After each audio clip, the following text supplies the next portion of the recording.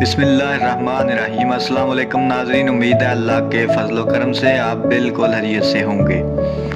ناظرین، ہر نیا دن اپنے ساتھ کوئی نہ کوئی چونکا دینے والی خبر لاتا ہے اور روزانہ یہ خبریں پڑھ اور دیکھ کر دنیا سے اعتبار اٹھتا جا رہا ہے۔ کچھ عرصہ سے لاہوریوں سے گدھے کا گوشت منسوب رہا اور اب وائلڈ لائف والوں نے ایسی خبر دی ہے کہ جسے سن کر پاکستانیوں، خاص طور پر پہلوانوں یعنی گوجرانوالہ کے لوگوں کے طوطے ضرور اڑیں گے۔ گوجرانوالہ سمیت مختلف شہروں میں لوگ چڑے بڑے شوق سے کھاتے تھے۔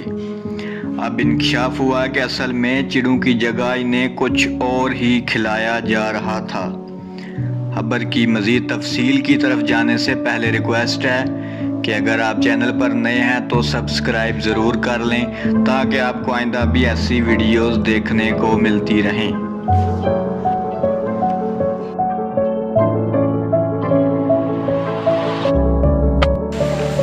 دراصل ہوا یہ ہے کہ ڈسٹرکٹ وائلڈ لائف کا عملہ معمول کی گشت پر تھا۔ اس دوران ایک ملزم کو پکڑا گیا جو غیر قانونی طور پر شکار کر رہا تھا۔ جب تفتیش ہوئی تو اس کے دیگر ساتھی بھی پکڑے گئے اور ان کے پاس سے سینکڑوں مردہ بیبلر برآمد ہوئے۔